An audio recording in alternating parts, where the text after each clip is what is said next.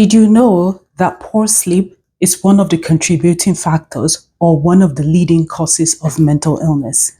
Hi, I'm Dr. Loretta, and today I'll be talking to you about sleep hygiene. But before we get into it, please do not forget to like, subscribe if you haven't subscribed to my channel yet, and also share with your friends and your loved ones so that they can join us on this journey to mental wellness. Let's get right into it. What is sleep hygiene? Sleep hygiene is a terminology used to describe good sleep habits. For the most part, people do not even know that they're engaging in unhealthy sleep patterns, which could be a contributing factor to their sleep problems. So here are some healthy sleeping tips to help improve your sleep. 1. Get regular with your sleep. On the weekdays, on the weekend, it doesn't matter.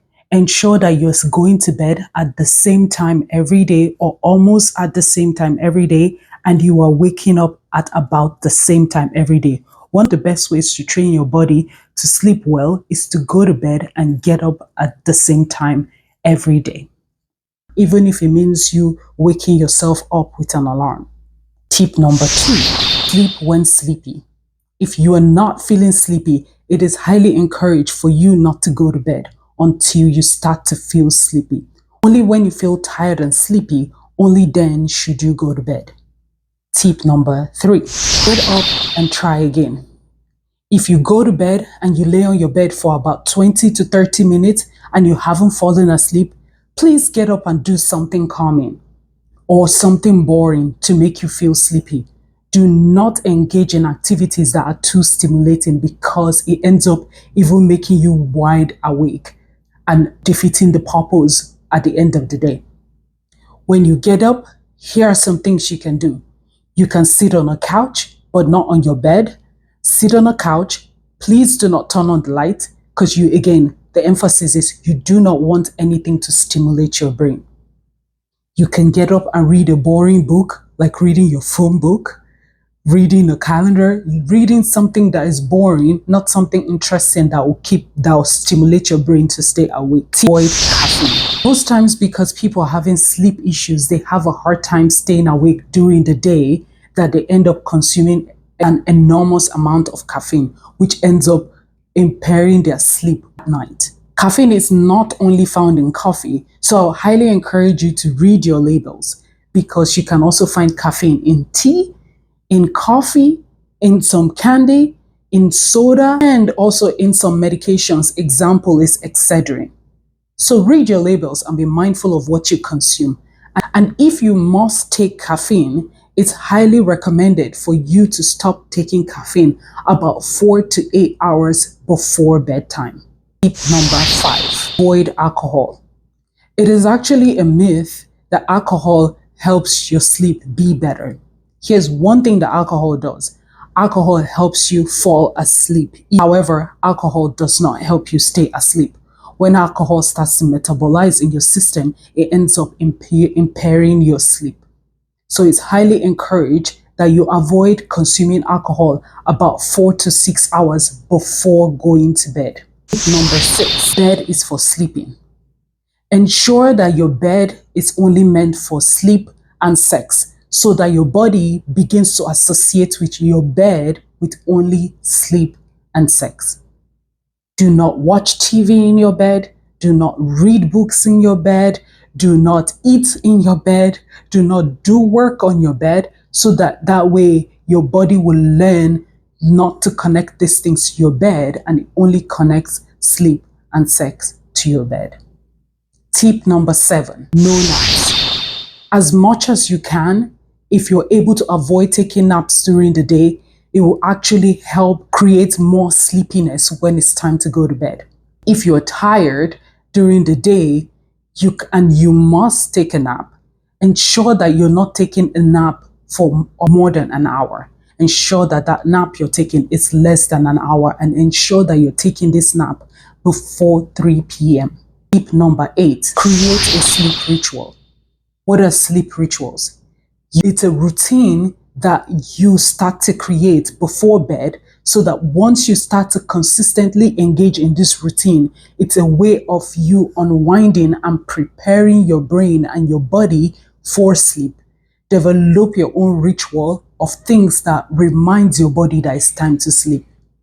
Sleep ritual can be like having light stretches, the relaxing stretches right before bed, doing breathing exercise right like 15 minutes before it's time for you to go to bed.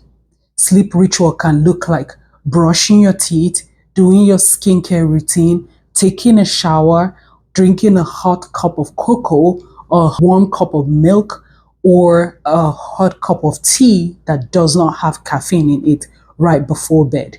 That way, you start to create that ritual that whenever you're performing it, your body knows that it's time to unwind and go to bed. Step number 9, bath time. Having a hot bath 1 to 2 hours before bedtime can be very beneficial to you.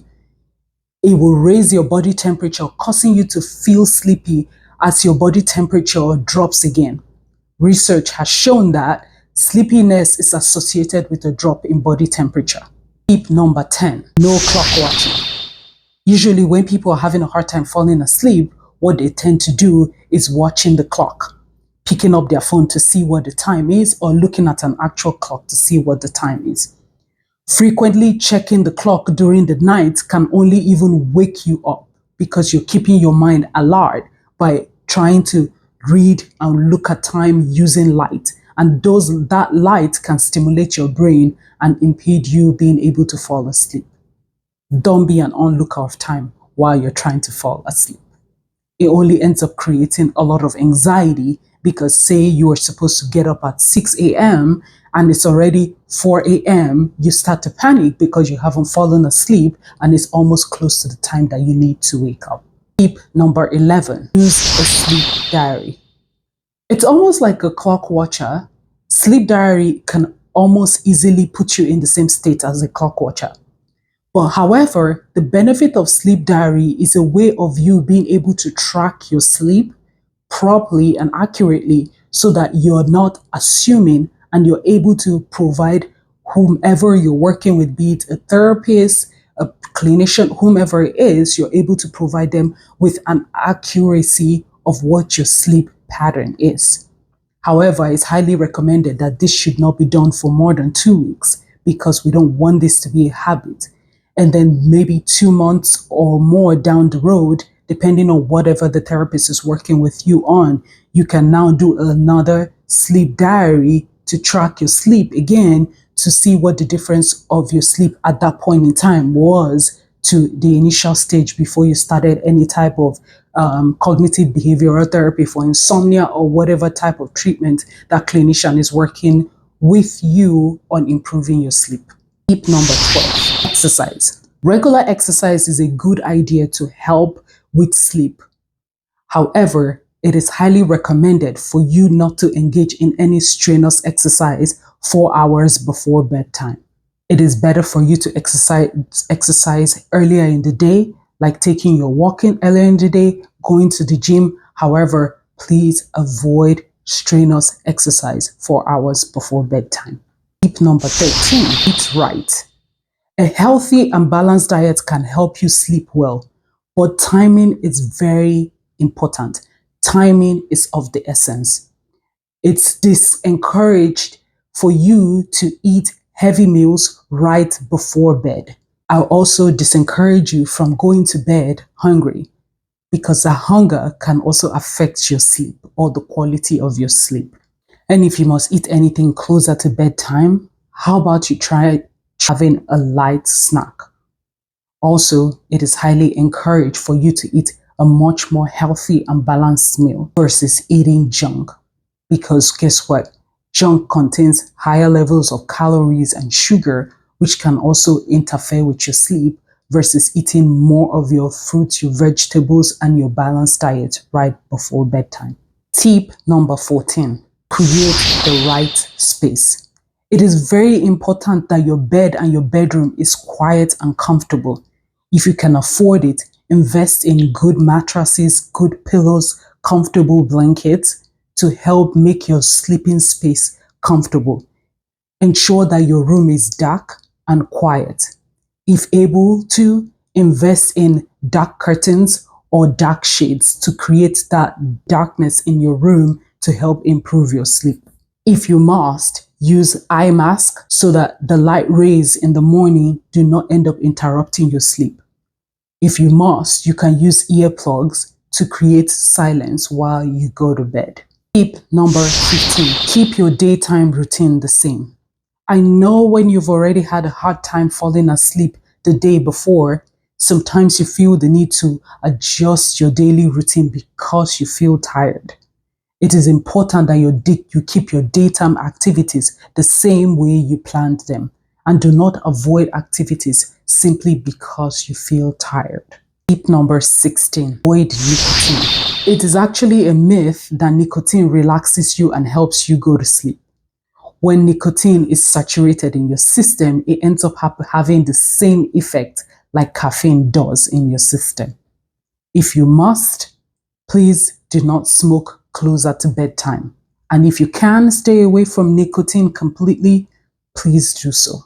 Tip number 17, keep a screen-free time close to your bedtime. 30 to 60 minutes before bedtime, avoid any type of screen time, be it your phone, be it your TV, anything with a light on it. Please avoid it 30 minutes to 60 minutes before bedtime. Lastly, which is not one of the points, but it's something that is worthy of note, is that find what works for you. Everyone is different. For me as a person, I've come to find out that if I exercise and take a hot shower, it helps me fall asleep. But majority of individuals actually have trouble falling asleep when they exercise closer to bedtime. So find what works for you and do what works for you.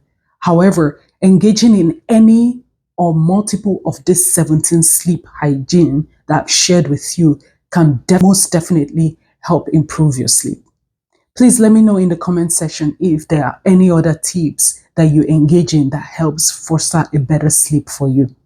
Until I see you next time, thank you so much for riding on this one with me. Please do not forget to like, subscribe if you haven't, and share with your friends. I hope you have a good rest of your day. Thank you so much, and bye.